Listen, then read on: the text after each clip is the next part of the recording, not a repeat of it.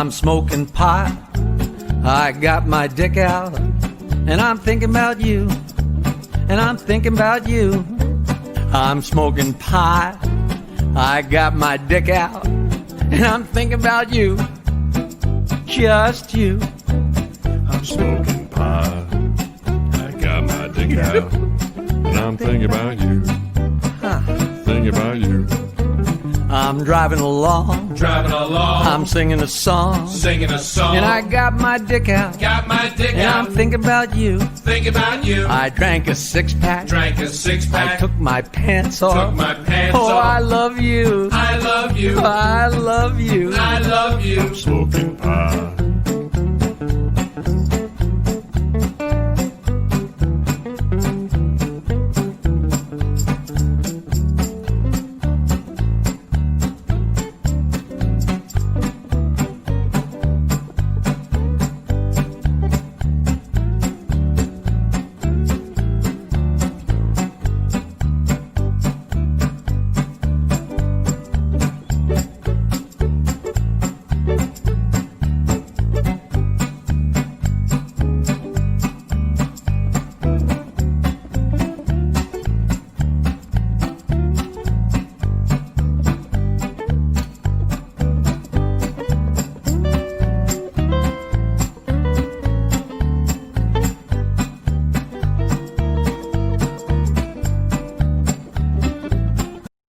Hey, there we go. Hey, folks, welcome. My name is John Peasy. It's the 8 o'clock hour on Monday, July 13th.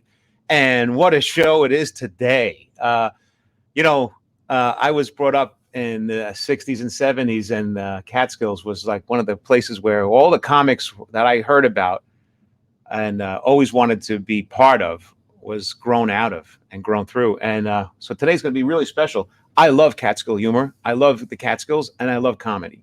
And here we are today in my green screen room.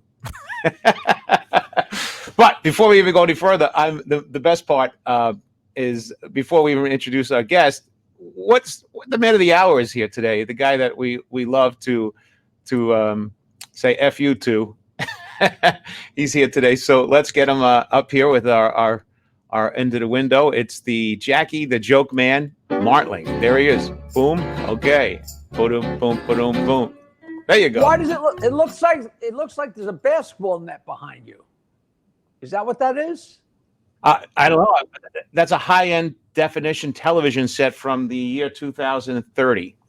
Oh, it looks like you're about to play a half-court basketball game. Hey, Jackie, first of all, you got a new backdrop behind you today. What's going on? You look everything looks cleaner. The lighting, everything looks great. What happened was, ever since we started doing this, I think I sent you a picture. I had my iPad on a music stand, held on by a couple of tie wraps, right, and leaning forward, and it was all jiggly and wiggly. I finally said, I couldn't decide on buying one of these things because you buy stuff on the internet, it's such crap. Usually. So I finally said, the hell with it, and I bought an iPad holder, and it is spectacular. I've been doing my cameos, and now I'm sitting in my kitchen, and I just got this fantastic, whatever it's called. You look better. You look above tech. I got better light. I got better. I got normal light here. I still got a shiny forehead. I can't get rid of that. I almost wore a baseball cap. You look good. You actually look better, and you got a little scruffy stuff going down here. What's going on? I put on some face cream after I took a shower, and I said, Barbara, I can't seem to rub in this cream, and she said, that's your stupid beard. I never shave, like I usually do before the show, but not always, and it's like it just makes me look dirty. You look better. You look better. You look like Popeye. It looks good. I tell everybody I'm at the point where my eyebrows are actually longer than my hair usually is. Yeah. But Same I don't thing care. Here. But Same thing here. I swam so much today, and Barbara's moving her business into my garage office, so we cleaned it. I 20 years in the garage, I've never cleaned my office. And in between cursing me for being a slob, I got the most incredible. I had this big, huge, ugly rug, and we pulled it up, and I have this incredible Brazilian jojoba hardwood floor underneath. It looks like a Park Avenue apartment now. It's beautiful. So, wow, that's it's funny. Hey, there's Craig Nice saying, love Stewie Stone. He's coming back, come up in a minute. Hey, that's another thing too. During this whole big pandemic thing was people were saying, wow, if I used to tell my wife, if I only had time, I'd fix the screen door in the garage. I would do this. I would do that. Now it's like you have the time, but I don't want to do that shit. Yeah, but you really, you know what?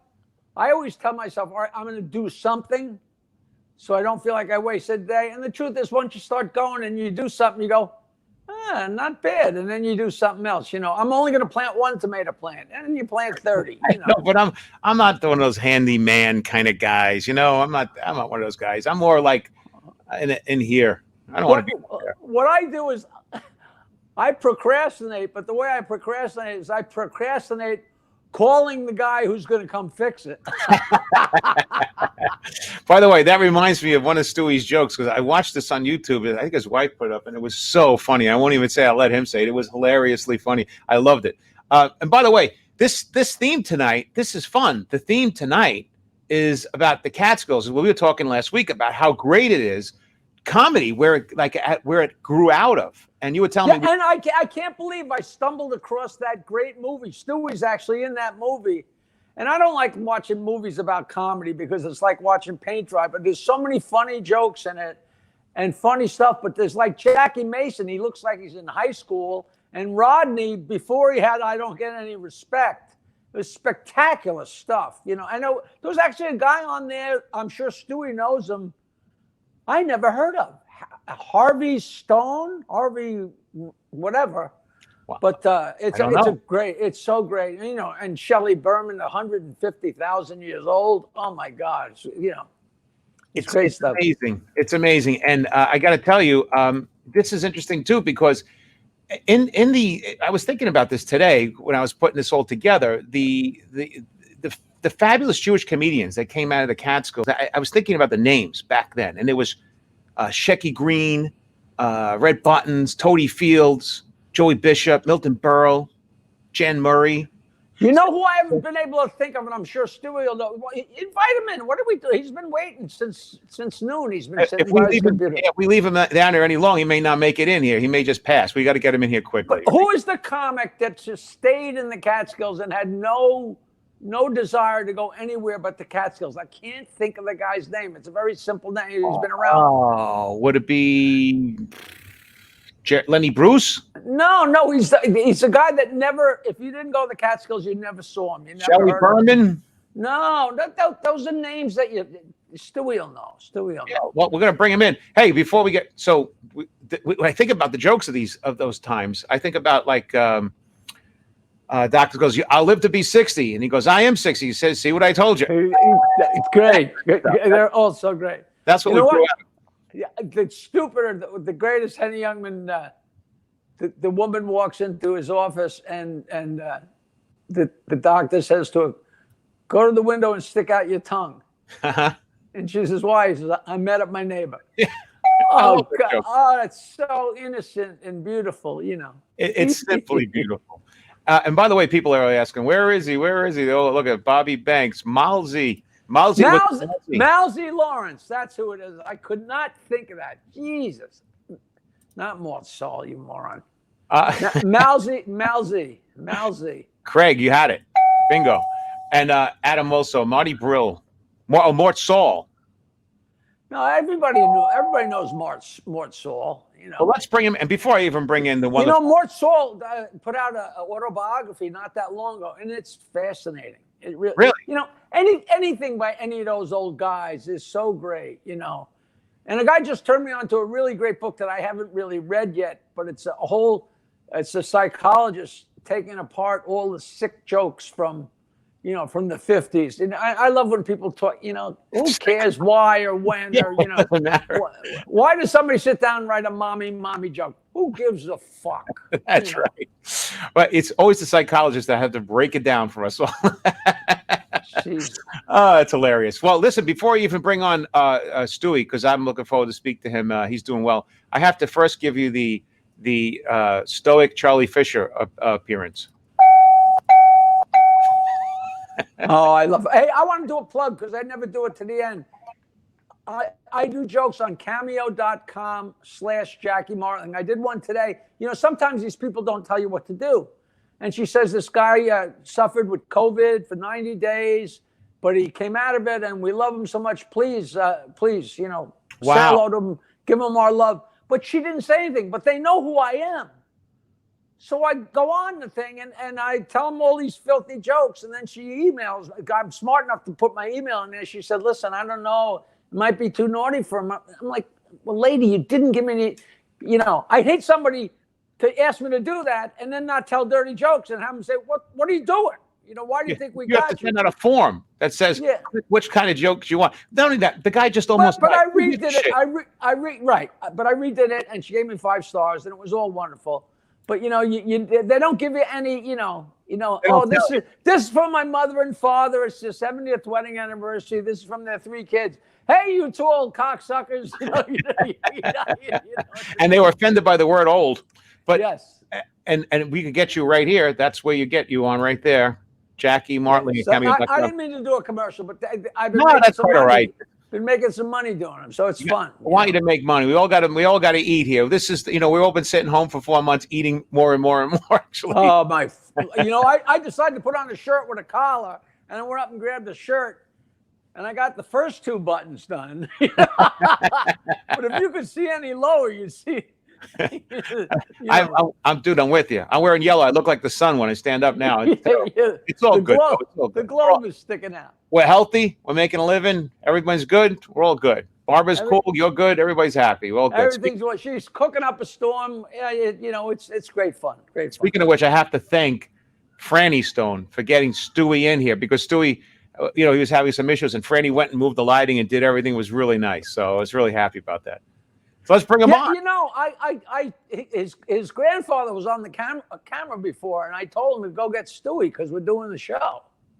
Perfecto. But I guess it was really him. I thought it was his grandfather. It's him. Let me bring him on. Let me bring the guy on. Here we go. So, folks, a man of the mountains, a comic that's been around for many years, making people laugh all over the world, and one of the people I'm very fond of, just as much as you, Jackie. And here he is, the one and only Stewie Stone. Here he is. Yes. Oh, what a crew this is. The man who worked. Nobody worked the tables and the fryers like Stewie, from table to table to Gene table. Bayless. Smoothie. You remember Gene Bayless? Who's that? Oh, Gene Bayless. Oh, God. With the funniest guy in the world. With the chewing the teeth. chiclets. The chiclets. He must have told me 35 times how in 1942 he gave Dean Martin his last $20 to buy a Thanksgiving turkey for his family. How the hell he worked his way to that story? Like you say, hey, Gene, it's raining outside. Yeah, that reminds me of 1942, But he was funny as shit. If you guys ever take a breath, the true story about Bayless, a lot of guys have stolen his stuff through the years. There's 2 classic stories, and I'm going to tell you now. Gene Bayless. Now, Gene Bayless did give money to Dean Martin for his Thanksgiving turkey. Dean was married to his first wife. He had 3 children, and he wasn't doing too well. And Dean never forgot it. And the way he paid it back, when Martin and Lewis hit, Gene was working some little club on 57th Street. Dean Martin walked in, took out a $20 bill, rolled it up, and threw it on the ground and says, here's your fucking $20. Now, Dean never forgot it. Gene Bayless could have done the Dean Martin show every week. He was the only one allowed to sit at the table and eat with Dean Martin. Dean loved him. But the classic Gene Bayless story, he was working with Stephen Eady at Caesar's Palace. And he was so used to dying. Steve told me he would say, do a joke, get a scream. He says, if that's the way you're going to be, what are you going to be, an oil painting out there? And he's getting killing him and killing him and killing him. And Stevie said, no, you're killing him. He says, listen, I just want to get my money when it's over. I get $5,000 a week. I want 2 weeks. I want $10,000 closing night in cash. Now in Vegas, they're not allowed to give you cash if you're working in the casino. But Stevie got him the $10,000 cash. He was the cheapest man that ever lived, Bayless. He has $10,000 in cash. He was a degenerate gambler. He went to the crap table. He loses $10,000 in 20 minutes. Wow. He then jumps on top of the table and says, I want to bet my life on a 9. Now, everybody has stolen that and said it was their story. Jerry Lewis, Shecky Green. It was Gene's story. It was his life. And you know how I know? I know the blow off to the story. So he jumps on the crap table and says, I want to bet my life on a 9. And a guy at the other end of the table takes his false teeth out, puts it on the crap table and said, you covered. Get the hell out of here. That's the real ending of the joke. That's great. People are popping in here saying they love this guy. One guy was, I live for these stories.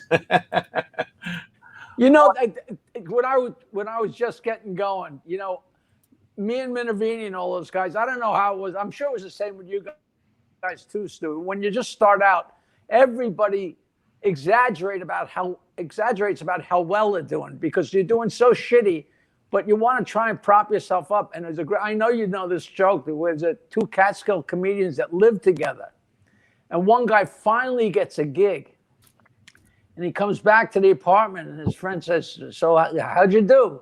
He says, "Are you kidding? It was the best show I ever did. I can't believe I had to wait for them to stop laughing, standing ovation. I thought they were going to make me mayor." And the other guy says, "I was there. You weren't so hot." He says, "The band fucked me up." I never heard that joke, actually. I love that shit. The true stories are even funnier. Gene Bayless is going to work the Lowe's State in Manhattan. Those are the days they had an axe up in front, and then the movie came on. And he lived in the Bronx. So he was with his two friends, and he went and he said, "I have to be back 8 o'clock in the morning to rehearse with the band." So they said, "Why go home to the Bronx? You'll stay with us in the room." He goes in the room. There's no bed. Where am I going to sleep? He says, "You'll sleep in the tub." Now, who are the other two guys? Alan King and Dean Martin. Wow. The three of them are in the bed. And they were there. And Gene says, "I got to get up and I got to go to the rehearsal." He's laying, sleeping. Dean Martin picks up the phone and says, "What are you doing? I told you I needed a 7:30 wake up call. What are you doing? It's 10:30. Gene Bayless hears it's 10:30, jumps out of bed. He's running down Broadway in his underwear. He gets to the place. It's really 6 o'clock. Now he used to carry a violin case. In those days, every comic had an instrument that they didn't play. They would pick it up and they were going to play it, put it down, pick up a trumpet, never play it. Now, Stewie, wait, where are we? Are we like 1947 around there? You're right after the war. Okay. So now he opens the violin case. Out comes the centipede and starts walking across the stage. Got the picture? A little centipede walking across the stage. That's how long it's been since he used this violin case. The last time he had a job. Walking across, Gene picks up the violin and goes, Freddie, get back in the case." Turns around, goes back in the case. Now this story goes all over all the theaters and said, "You got to see this guy with the centipede. It's unbelievable." Now he's working in New Haven. He's doing the rehearsal. Opens the violin case. The centipede comes out. He says, "Freddie, get back in the case." The centipede looks at him and says, "Fuck you," and keeps walking. And they said, "We told you he was full of shit." That's so terrible. That's so fucking terrible. But I started basically in the Catskills as a musician. I was a drummer in the band, and I wanted more because I didn't want to sit behind the drums the rest of my life. I had dreams of making. Was it because you didn't want to be a drummer, or because when you watched the comic, were the comics out front? I mean, was it? I'll be honest with you. The comics in those days were out front, and they were making money. You were sitting in the band backstage, and the only one you didn't want to be in the band for was Milton Berle, because Milton Berle had his brother Frank sitting in the audience and would watch the band, and if the saxophone player didn't laugh at all the jokes, he got fired. So finally, they all complained to the union. What did we got to be? We heard all these jokes. So Milton says, "Okay, I'll take shoulders." So you go like this. You didn't have to laugh. You got shoulders. Now his mother used to be in the front too, Mother, right? Yes, his mother. You know what?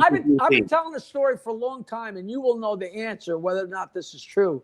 And it was so funny because I watched that movie the other night, and you were talking about the Concorde.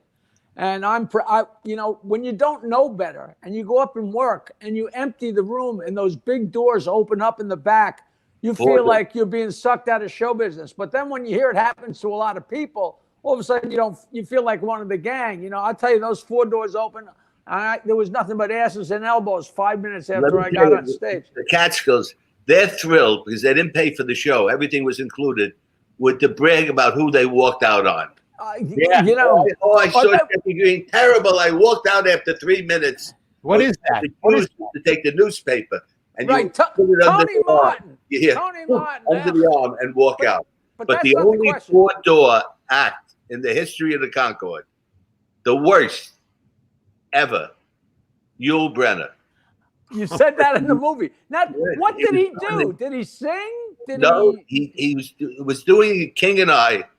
And Philly Greenwald, who was the booker, said, "You're off on Sunday. Why don't you come to the Concorde?"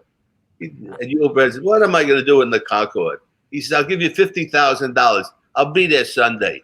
So now he comes up in a limousine. He doesn't want a rehearsal. He doesn't want anything. He walks out. I tell you, I never saw anybody look like that. He was a movie star. He was in a black shirt, the black belt with the silver buckle, with the shiny head, and and it's like the Lord, the sun shone on his head, right. And the God is coming to the Concorde. Everybody came. The owner of the Concorde came. The place is packed. He walks out. The band leader says, "Would you like the rehearsal?" "I don't need a rehearsal." He walks out on stage. 4,000 Jews sitting in the audience. He puts a chair down and takes out a balalaika, which is a little Russian guitar, and proceeds to sing Russian folk songs. He boy. Look, now he sang Russian folk songs to 4,000 Russian Jews who couldn't wait to get the fuck out of Russia. And now they're sitting there, and he's doing these, and they started to leave. And there was the history of the Concorde, the only 4-door walkout ever. That's so great. He thought he walked on water, right? That he could do absolutely anything. Well, that's what he did at a party. He would do it, and you pay me, I'll do it. I'm Yul Brynner. But what are you gonna do? I got to ask this question. So I think I might have worked there 2 or 3 times, but it might have just been once. But I emptied the place 80% of it. Yeah, I mean, I'm probably being generous to myself. I mean, you walk them? You know, they see so many acts, you know, and by Saturday night, late show, you know, but this is the big room. But right in front is one of the, you know, they're all big 10 tops or 8 top round tables. And in front, right ringside, all alone, one person at the table was this old broad. And I looked down and said, "Holy Jesus Christ, that is Buddy Hackett with tits." Buddy Hackett. And she came up to me after the show and how much she loved me and how great I was. And people said, "That's Buddy Hackett's sister," and he hadn't spoken to her in 40 years. Were they lying, or am I crazy? Buddy Hackett would not go on stage if she was in the audience. Sadie or Sophie or whatever it was. He hated her. He loved his niece, her daughter, but hated his sister. Would not go on if she was in the audience. they have to send the waiters down to ask her to please leave. Oh my Yeah, God. so I'm not crazy. It was Buddy Hackett, and she looked there? exactly like him, Stewie. I have a confirmation that you did right here. Villa Roma, Doc Holliday said, I was there tonight. They walked out on you. Oh, that was at the Villa Roma. Yeah, they walked out, but no, they didn't walk out of the Villa Roma, you cocksucker. Hey, I worked at That way- Villa Roma. Villa Roma's in place, right? With Frankie Valli in the Four Seasons, and they all complained. They said he can't sing anymore. It's terrible. I'll never book him back. Frankie Valli. Later, Jersey Boys opens, and they pay anything to get him back. So everything changes in the Catskills. Buddy Hackett once said to me, the difference between being a star and being a regular Catskill comedian is 4 seconds. I said, what do you mean 4 seconds? He said, when you're a Catskill comedian, it's joke, they're not going to wait. But when you're a star, you got 4 seconds to get to that punchline. You can talk to them, and then be funny. But when you're not a star, hit them. There's a question here for you. What was Norm Crosby like? Normie was a dear friend. He's not feeling very well. He's in California. And we used to do a show, Laughter is My Life. It would be Dick Capri, myself, and Norm Crosby. And we did it all around the country in casinos. Norm is probably the sweetest guy that ever lived. And I was there the night that William Morris was trying to put him with Robert Goulet, the tour. And how he was going to do depended on that show, Saturday night at the Concord, which 80% of the time was death for the opening act. And Norm went on stage, and he's working, and he's funny, but they're not laughing. He reached inside. I didn't realize he turned off his hearing aid. Just did the joke, but he didn't know how he was doing. How did I do? Oh, you were great. Did you hear? No, I didn't hear. I turned them off. I didn't need that argument. Oh, that's brilliant. He started getting hot. He toured with Robert Goulet for years. Wow. Hey, do you know that story about Bob Hope and Bing Crosby? And Hope was on doing early on in some show in New York City, and the first 4 or 5 rows was sailors. And he was excited because, he's Mr. United States and everybody loves him. And he went out and he fucking bombed so bad because Bing Crosby arranged it. So the first 4 or 5 rows were foreign soldiers that didn't speak any English. Did you ever hear that story? Remember Bernie Allen? Yeah. You know what? The comedian? I was on the Stern Show for the very first time a billion years ago, and when Steve saw me when he came in, because the first few times I was on, he was actually talking to Howard before Don Buchwald came along. Howard almost let Steve Rossi manage him, if you can believe it. But Steve Rossi was so damn huge, him and Marty, and then Marty blew him off. And when I went to Las Vegas with Dangerfield, he said, come on, let's go see my friend Steve Rossi. And we went to this hotel, and it said Allen and Rossi. But it was Bernie Allen and Steve Rossi. And Steve was so drunk, and the act was they stood there, and Steve couldn't see in front of his nose, and Bernie Allen made fun of him for 45 minutes. And it was hysterical to us, but everybody, but he's a funny little dude, right? He was a piston. He carried a bomb, and he would put on an old German uniform. And that's how he did his act. Now he's working the Americana in New York, the Club Day. I think some executive is there, a member of the cabinet or something. And he walks in, there's security. He says, stop, what are you doing? I'm a comedian. I'm going to work in that room. Well, the Secretary of State is in that room. He says, let's see what you have in the bag. He opens the bag. They have a bomb. German uniform, and they wouldn't let him do the show. Get out of here! They kicked him out. But Steve Rossi, who you're talking about, was the sweetest guy in the world. But he would always call you whenever you worked Vegas, which I did for years, and he would say, "Hey, how you doing? Where you going to eat after the show? You got a comp in the main dining, the big dining room." Steve Ross, you're talking about. If you said yes, he'd be over. If you said no, I'll see you next week. From coast to coast, he knew where he could get a free meal. Coast to coast. Do you remember his story? Do you remember the Mae West story? His Mae West story? No, I remember that. You know, I had lunch with him one time out in Las Vegas, you know, years and years ago. And we're telling stories. And we're almost at the end of lunch. And the guy was, I think he either owned the casino or he owned a few casinos. This guy was buying us lunch. And I said, Steve, I can't believe you didn't tell your best story. And he said, what story? And when I told it, he said, I almost forgot about that.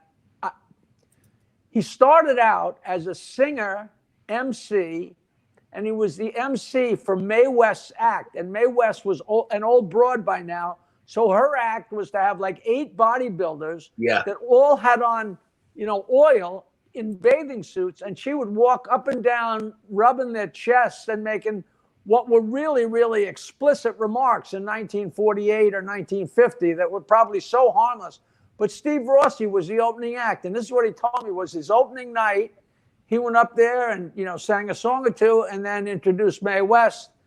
And after the show, she called for him. And he said he went into her room and she sat on the bed and pulled him over and pulled down his pants and pulled down his underpants, took out her teeth, put them in a jar of water on the nightstand, and gave him a blowjob. And when he came, he went, ah! And he pulled off her fucking blonde wig, and he looked down, and here's this bald, toothless woman with a mouthful of his sperm, and he's saying, there's no business like showing. Ladies and gentlemen. Only she didn't take out the teeth. Oh God, that's creepy. So have you heard that story? Remember whatever you bomb, you never forget. That's one thing about a comic. No matter how old you are, you always remember the shows that you bombed. The worst bomb I ever did, I was working Brigham Young University in Utah. What year? It was, I'll tell you what. In Utah. Stop bragging. 51 years ago. And how wow. Okay. Because I had just joined Frankie Valli, and he had released "My Eyes Adored You" became the #1 song in the country. So we get booked, and we go to Brigham Young University. I said, "What the hell is a Jew doing here?" I walked out. My opening joke was, "I want to give you my impression of a Mormon comedian. Take my wife. Take my wife. Take my wife." They stared at me. I turned to the wigs. There was Frankie laughing. I said, "You think it's funny? You better open with Sherry." But that is, you know, that's so delightfully funny. You know, Yeah, it never really worked is at true. Copacabana? The which one? The original Copacabana? No. I worked at Copacabana with Gladys Knight and the Pips many years ago. And I did so bad, I died. And I never forgot it. And anytime I walked in the street, if somebody looked at me 5 years later, I said, they were at the show at the Copacabana. They know. You know, that is so true. And it is unbelievable. Like you can remember it. Like you could get a standing ovation 2 weeks ago and not remember it. But I can remember there was a place called The Chance, like a vaudeville house in Poughkeepsie called The Chance. And I got a gig opening for War, 2 shows. So I go up and I'm opening for like 8 black guys without Eric Burden. The place is jammed. Everybody's drinking. And you could barely find a place to stand because there's so many wires and they had so many things that they rattled and clanged together. And I find my way to the mic and I was so bad. But after about 15 minutes, I'm finally kind of getting my footing with them. And I get done and I do okay. And I'm like, I got it. I fucking got it. I will get them next show. I will get them next show. And I walk out and a few minutes into the show, they didn't have any sales, and they say, everybody's invited to stay for the second show, which is just, they had already seen your whole I'll never fucking forget, act. I bombed with Gladys Knight, and I've since gotten friendly with her. And one time we're working a theater, and I said, you got to come out and sit and watch me from the audience. She says, I know how you do. I don't have to watch. I said, you have to do this for me. She said, why? I said, because I bombed opening night at the Copacabana. I feel I owe you a show. So you got to sit there. That's nice. And that way I make up for the fact that I did bad opening night at the Copa. My wife, God love her, who's upstairs, wore a red dress opening night. And the neuroses of a comedian, I thought the red dress jinxed me. I would never let her wear a red dress to the opening again. I'm surprised you didn't burn it. Oh, no, I want that. Hell no. I'm like Clinton. They keep the dress. I went on Catch a Rising Star where you waited in line to get a number. You'd get a number. I waited and waited and waited. And if you had a late number, you could be coming up to your number, and then David Brenner would do 20 minutes. And then you'd get a little closer to your number, and then Ed Bluestone would be 25 minutes. And all of a sudden, it's like 2 o'clock in the morning, my first time ever. The place is almost empty, and there's like 4 tourists right in the front. Rick Newman loved this story. I hated how hard he'd laugh. But there's nobody left in the place. But I'm going to do my act, whatever you would call it. I wasn't a comic. This is 2 years before. I just wanted to give it a shot. And I had all these jokes about my wife. And the first thing I said was my girlfriend, which completely fucked the whole thing. So I stumbled for a couple of minutes with no idea. And Stewie, I can hear this guy. I can hear him now. The guy leaned across the table and said to his wife, how much can we take? Not like you suck or you stink. How much can we take? Oh my God, it's so painful. We used to come up with lines when you would visit a guy, watch his show, and he stunk, what you would say. So you go backstage and you'd say, I've been in show business a long time. I never saw anybody do on that stage what you did. How did I do? Words can't express what I saw here tonight. But I have to thank you guys for one thing. I'm living in Florida. This is the latest I have been up in. I'm here in Florida, where death is a happy ending. I mean, this is what I look forward to. Hey, speaking of Florida, the Fort Lauderdale comic strip, the little Irish guy that owned that place was such a character, this guy, Joe Mullen. And there was a 2-man act, a guy and a girl, a guy and his wife. And they were atrocious, absolutely atrocious. And everybody got booked for 2 weeks at a time. And after 1 week, it was Bobby Allen Brooks and Shearer, somebody. He called him into his office. And he said, I think you should pack up and go.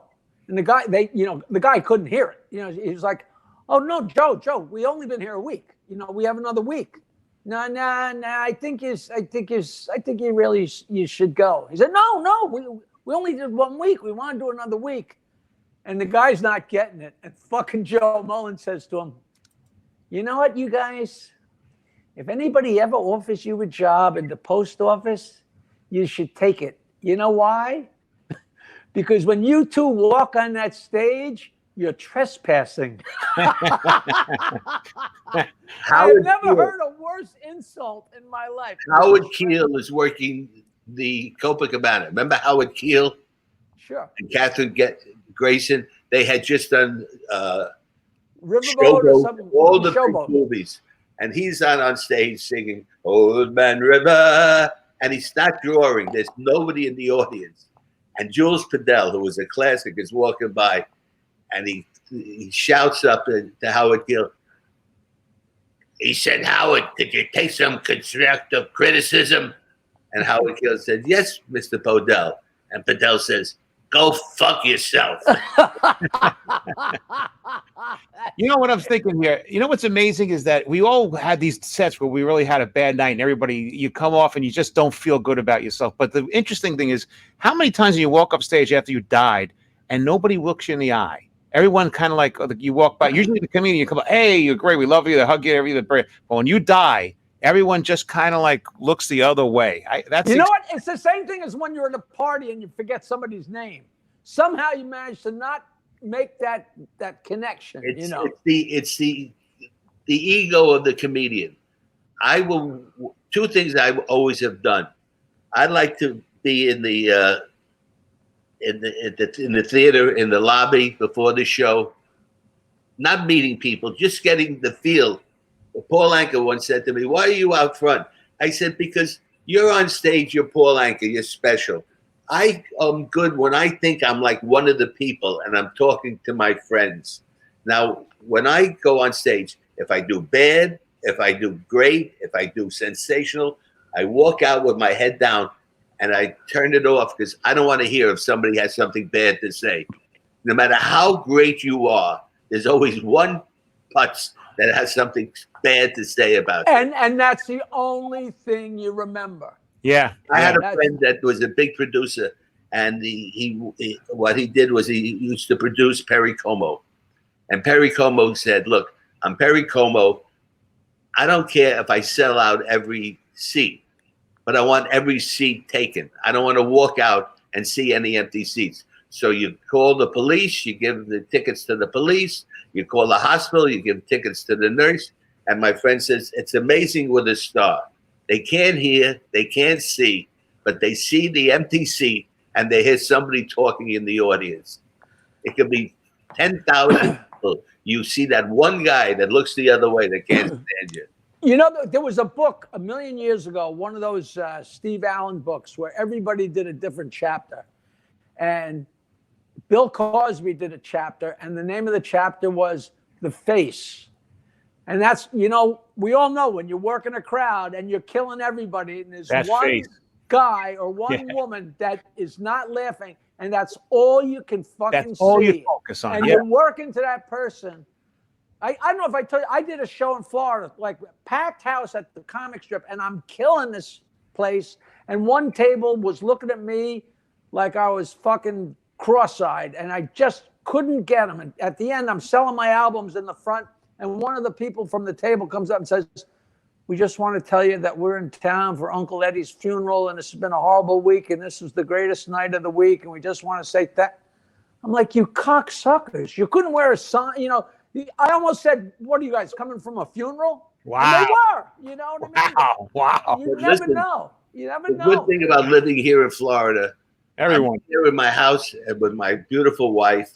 We don't go out because of the pandemic. So tonight I did this, which is a comic relief for me. And tomorrow night we're going to play, you know, sex games. So we're going to play that this house will be Hugh Hefner's mansion.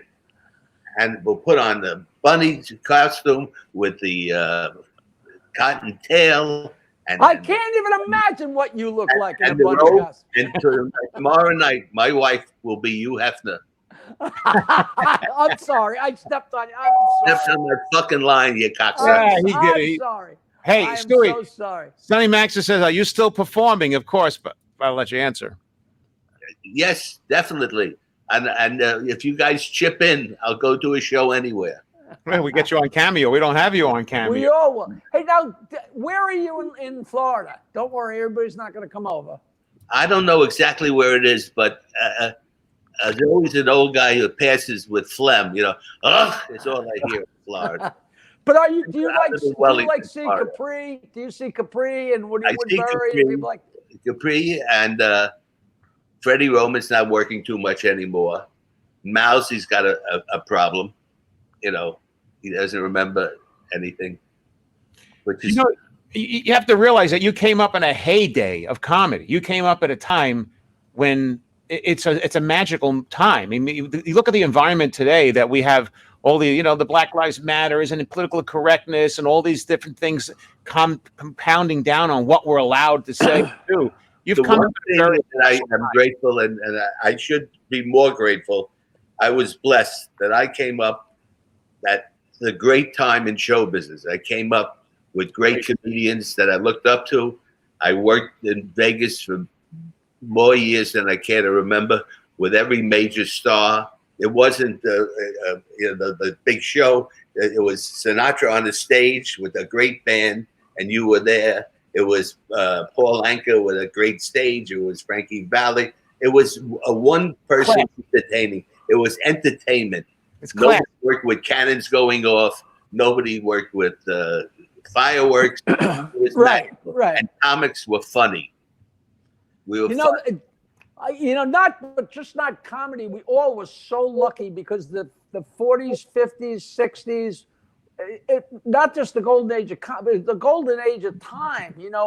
The further along we get, you go back and talk to the people you grew up with, and you called the people in your neighborhood, you called their parents by their first names and all that stuff.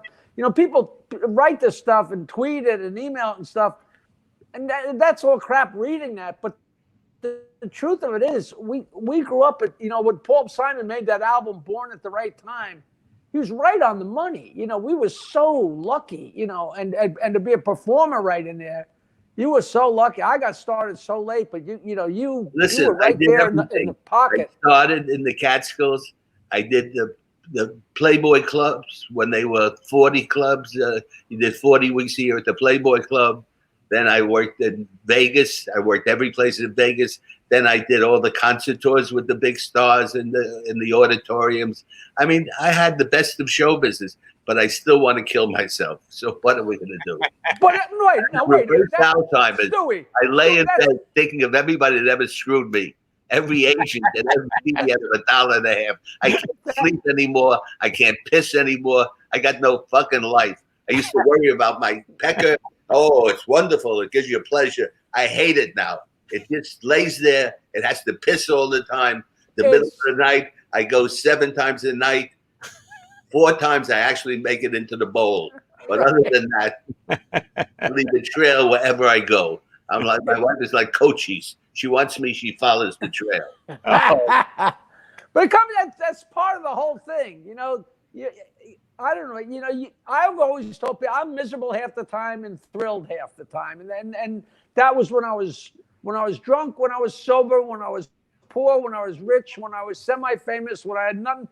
So you feel good, you feel shit. When you were semi-famous, I want to know if I remember that. What hour? A lot of you old Jews in the Friars Club refused to acknowledge how big the Stern Show was, but we did all right. The Stern Show was sensational. Don Buchwald is a dear friend. He's one of the great managers who told you to hold out for more money or tell him to go fuck himself. And you were smart. What did that $12 a week mean to you? It didn't matter. He's fucking with you. I know. Because he knows as well as I do that Don Buchwald is just a low piece of shit. Hey, before we even go in that direction. The funny thing about Howard, funny as he is, he's unbelievably funny. He would never do a roast. He would never get up on that stage with all the other comics and do what they do. Well, no, there was a lot of things he wouldn't do. One thing he did do was he knew how to make money. A lot of money. And people, including me, everybody criticized him all the way to his $1 billion. Let me tell you something. And that's due to that's. I think he's one of the most talented guys because they were able to stand on that behind a microphone and talk for 5-6 hours. Yeah, it's a lot. And entertain an audience for 5 days a week when he used to do it. I mean, he has got talent. He is bright. He is funny. He never used me, but I still like him. And it's been like 50 years of talking. When I first started on that show, people used to say, God, how can that guy talk for 4 hours? And I used to tell them the trick is not him talking for 4 hours. The trick is to get him to shut the fuck up after 4 hours so we could go home. I mean, he was just getting started at 4 hours. One of the toughest guys to work with, who's a dear friend, is Paul Anka. Paul Anka is a tough guy, because he's bright and everything has to be perfect. And I did 17 straight years with him. And Tom Jones came up to me one day. He says, "How did you last with that prick?" And I said, "I haven't met him yet." That's a famous the Pat Cooper story. Pat Cooper did 54 shows with him and never met him, never said, and his 54th show, his last show, when he got done, Paul Anka came out and he walked up and stood right in front of, between Paul Anka and the crowd and stuck out his hand and said, "Mr. Anka, I'd like to meet you. I've been your opening act for all these shows. I'm Pat Cooper," and shook his hand and walked off. I never saw him, never had eye contact with him. No, he comes from the back of the room, and you could work with him and not see him. But Jesus. the worst guy I had worked with was not a bad guy, but a strange Tony Bennett. Tony Bennett, it never gets. When you worked Harris, you got the limousine and you got the mansion to live in. And he didn't want the mansion. He wanted a suite of rooms upstairs. Every day he played tennis, and that's what he did. Smoked grass, was always stoned. I never saw him. And after a week and a half, I get on the elevator, and he knew me through other people. And he goes, "Hey, Susie, good to see you. We ought to work together." I said, "We have for the past week." He didn't know how to do the show. That's terrific. That's terrific. I opened up for Weird Al Yankovic at the PNC Arts Center 3 times. 3 times. I never met the guy either. He actually, when he walked by me, he took his laptop and held it the side of his head and walked by me like this so I wouldn't see me. I thought it was the most weirdest thing not to meet the guy. Over 3 times. 3 times. Sonny and Cher. Huh? I worked with Sonny and Cher. Okay. They were divorced at the time, and they went back to work. And we're working theaters in the round. And she doesn't talk to me. Never says a word. I get off the plane, and the promoter said, "You better be good," because we hated this comic that it was terrible. Who was the crazy kid? He would wrestle people. Oh, Andy Kaufman. yeah. Andy Kaufman opened. Well, he wasn't the right guy to open for them. So now they said, "You would be good. You better be good." I'm working with them. Cher never says hello to me. Doesn't say anything. I'm doing pretty good at that time. I'm working with Engelbert. I'm working with everybody. So I go to Sonny, who was a fun guy. I said, "Hey, Sonny, if she don't like me, cancel me off the tour. Put whoever she finds funny. I can't live with somebody that doesn't think I'm funny." Sure. Okay. 4:00 in the morning, the phone rings. "You son of a bitch! You went and squealed to Sonny about me." I said, "No." I said, "You just didn't talk to me. You didn't. If you want another comic, get another comic. You never say hello." She said, "Did you ever say hello to me?"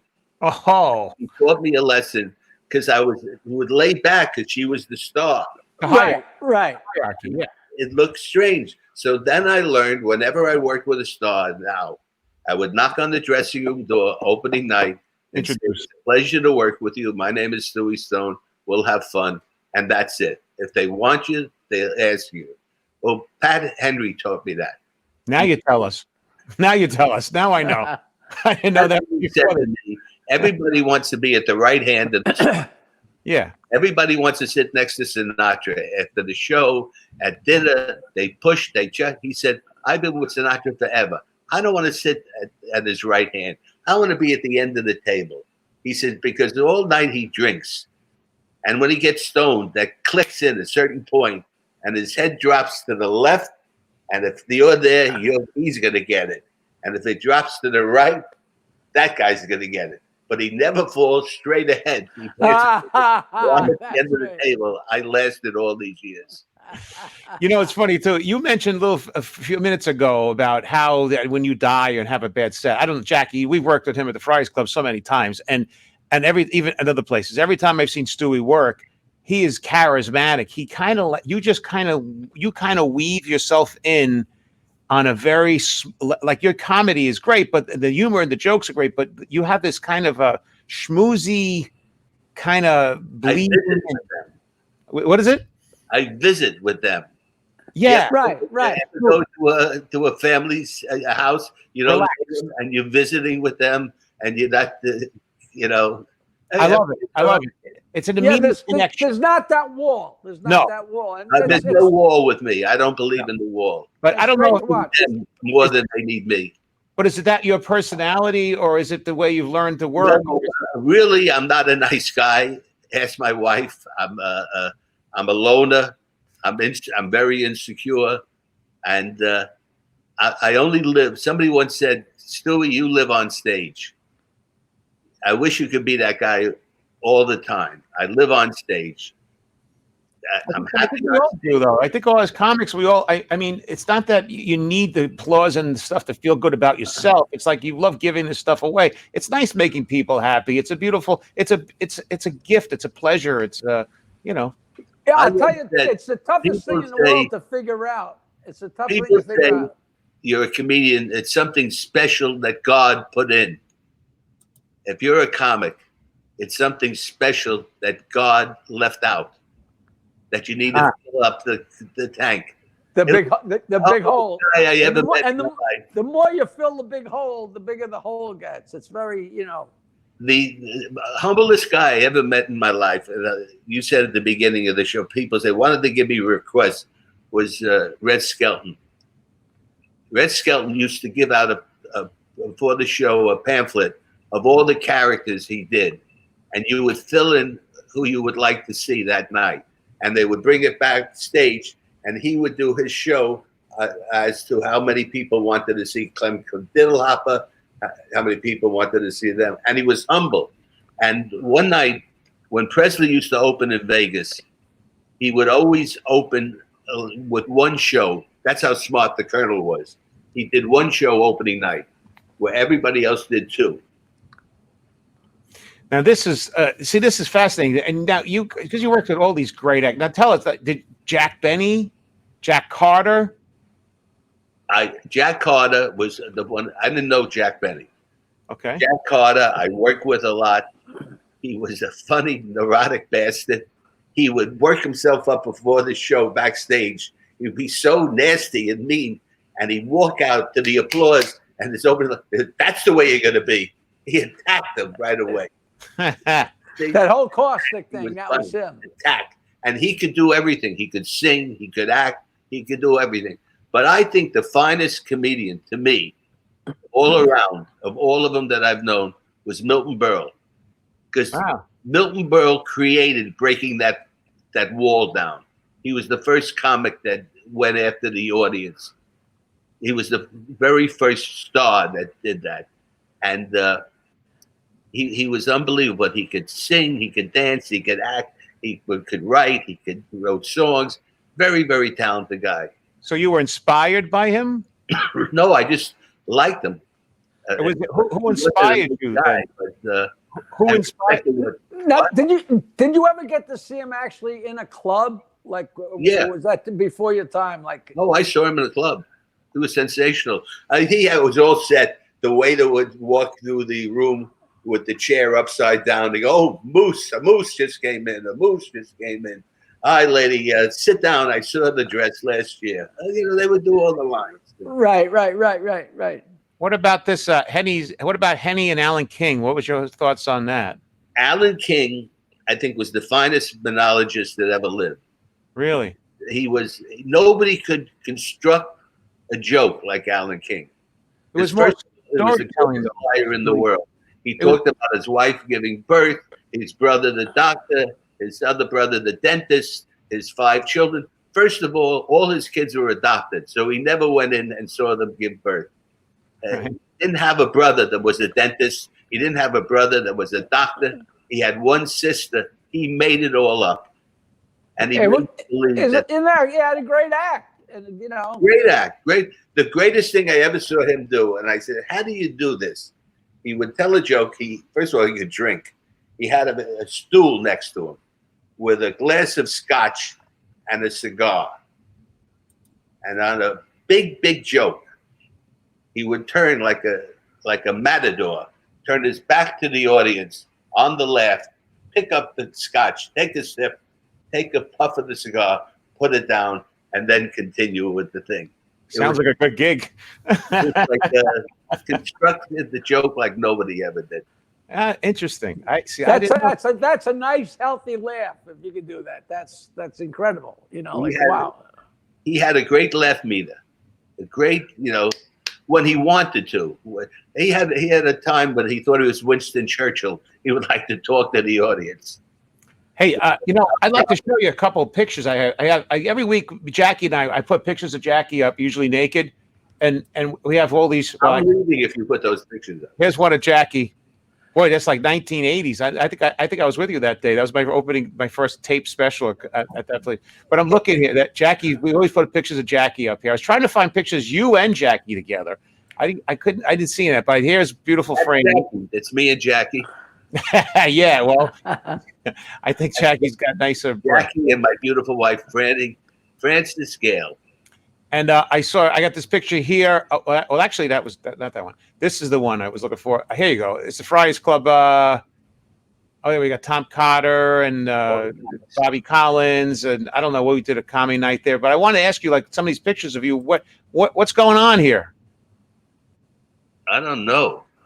It's definitely something. Oh, I hate that bastard who did it. They did the book of the comedians. Friedman on it. Yeah. And if you go back, I was at the second cover. The first cover was Milton Berle and then me. And it was the worst picture of me I have ever seen. Oh, is that Drew Friedman? Is that who that is? Yeah.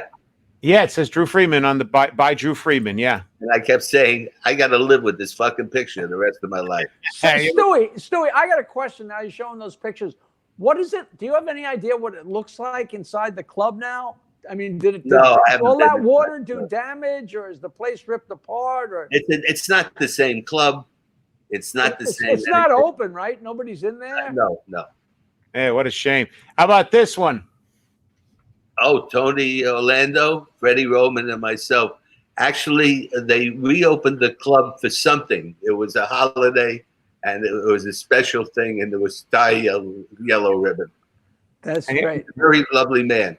And Jackie, you know what that is? That's a guy trying to sell a T-shirt. Yeah. You got to do me a favor, and I have no idea how to accomplish it. So please tell Freddie that I said hello. Please. He's in Florida. Look him up in the phone book, Nyberg.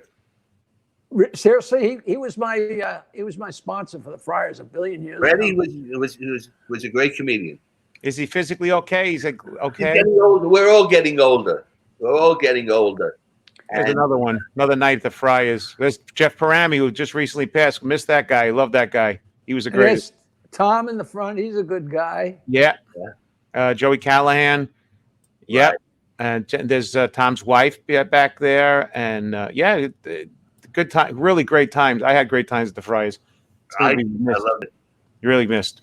Jackie, say, who inspired you, Jackie? Who inspired you, Stewie? Who are the people that inspired you guys to become comedians? I know you were a musician first, Jackie, but yeah, I didn't aspire to comedy even a little bit. I was a musician, and I just started telling the jokes on stage because I didn't want to get a job. You know, I was so bad as a musician, but we managed to stay drunk enough for 10 or 15 years that we never noticed, you know.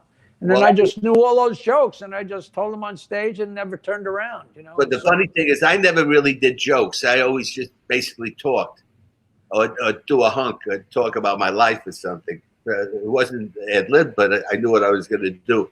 But the first guy I really admired, I don't know if you remember, Bob Melvin, was an older comedian. He was great. Jimmy Davis, he is. Hi, guy, got a minute?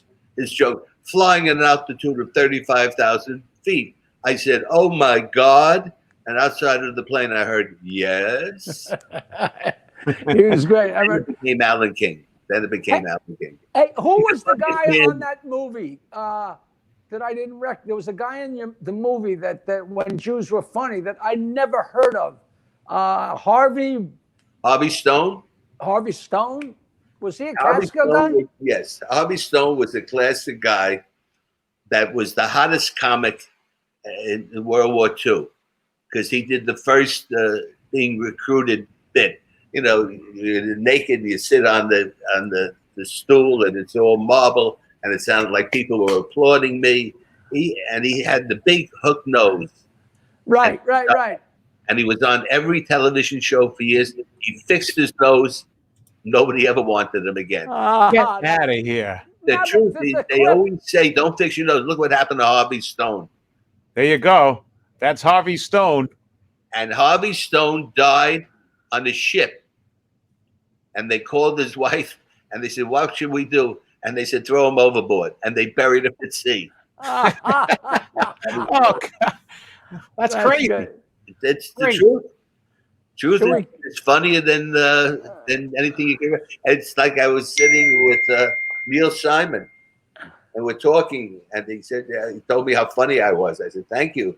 He says, you know, I never wrote a joke. I said, Neil, you never wrote a joke? I mean, have you seen any of your plays? I mean, there are jokes in there. Oh no, I always do situation. He would never admit that. It's a joke teller. Right, right. If somebody works a joke into a scene, then they don't do jokes. It's a joke. It's still the joke.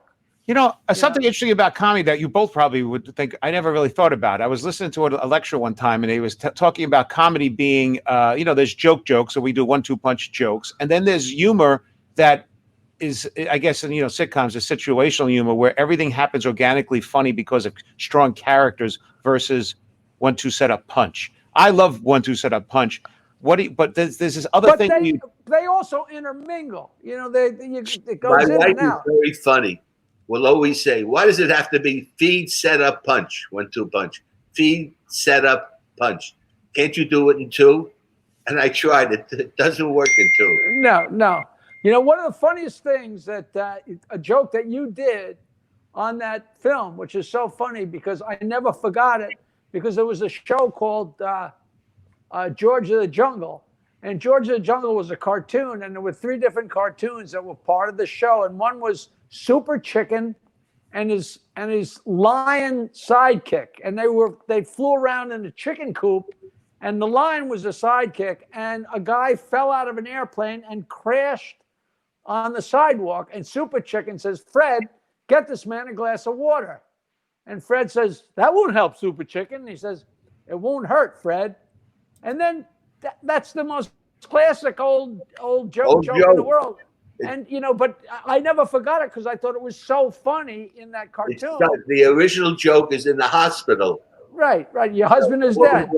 Says, "I want to see my husband." She said, "It wouldn't help." "Why not? He's dead." She said, "Give him an enema." It's not going to help. And she said, "One night." Jewish rhythm joke. Jews, rhythmical comedians. It's like a sing song. It's like writing. I was so tasty. Boy, was I tasty. Boy, that was Corbin Monica did that joke. Is that right? I mean, the whole world, stuff got passed on and on and that's on. When he's on a train, and the guy in the next cabin is going, "Boy, am I tasty. Boy, all night he can't sleep." And then he bangs on the door, says, "Here's a glass of water." The guy says, "Thank you." And he goes to sleep, and he hears, "Boy, was I thirsty." That's so great. They top that with the chiseler from Rome. You know that joke? No. These are all classics where the guy's on a train, and in the next room he hears this guy saying to his girl, "You're beautiful. You have the most beautiful breasts I've ever seen. If I was a chiseler, I would chisel them and put them in a statue for the world to know. And your ass is gorgeous. And I would take it to Rome and chisel it." And there's a knock on the door, and the guy says, "Who is it?" And he says, "The chiseler from Rome." See, one joke leads to the other. It's all the same joke. It's not the same joke to me. I'm sorry, Jackie. Go ahead. No, it just this is kind of off topic, but David Say was he probably still is a great comic, and he was the one guy that Johnny Carson discovered at Catch a Rising Star, and he wound up putting him on Tonight Show 8 times because Carson refused to believe that he was wrong, but David Say never caught on. But David was a really funny guy, and I was just getting to know him when I was just getting going. And he said he had the strangest experience. He got a gig at the Catskills, and he went up and he did a show. I guess he must have opened for somebody at the Catskills. And one of the women after the show came up to him and said, "You were so funny. I really enjoyed you. But, I didn't recognize any of your jokes." He also was a pilot. Yeah, no, he flies around down there, He right? flies around. He's a pilot. And my daughter just came in. Say hello. Say hello. Savannah, come down here. Say hello. I remember you telling me that she was riding horses when you were in New York. This is my beautiful daughter, Savannah. Sit right over here. Move over where they can see you. Hello. This is my daughter. And there's my beautiful wife. I'm surrounded. You're surrounded by beauty and estrogen. I haven't worn a bra 5 months. She hasn't won a bra for 5 months. Definitely put her on the air. This is like this turned into this. You're the only one who got this thing working. We couldn't have done this. Yes, that's true. Thank her for that. My hair is a mess. All right, just sit down. My hair's falling out. Look at this. There you go. This is your life. Let's This see. is your life. Hello. Thank you for hooking up Stewie for this. Oh, you're welcome. You're welcome. I'm glad somebody thanked me for something. No, I know. A woman. There's always a good woman behind every man that's funny. Or good looking behind every man that's funny. My niece Jessica used to work with Natalie at her store. My Natalie. niece Jessica, do you remember Jessica? Because I guess you used to go in there every day. And friends, Natalie and friends. Yeah. My daughter used to model for her all the time. Is that right? She only worked there for about 3 months or 6 months or something like that. Okay, But Jessica, her name is. yeah, she was great. She had a great time. She had a great time with Natalie. Now Natalie's still around, right? Is she down there? Oh, you bet. And she's still working. Yes. Jesus. Well, how long does this thing last? Because we're all done. We're all done. I have to pee and go to sleep. I know. I just trying to squeeze out, just like your pee. I'm trying to squeeze out this last few seconds I could grab at it. Who's I married? say Are you married? You're married. Who, Jackie? That's Jackie. Hi, Jackie. That's Jackie, right? I know Jackie. Hi, Jackie, how are you? are you married? I am not married. I live with a beautiful woman named Barbara Klein, and she is upstairs ironing, so she doesn't have to listen to me She do the must be same very stuff. young, right? She what? She must be very young. Compared to me, she is. She's 65. And it helps if the wife is hard of hearing. What? 5:45.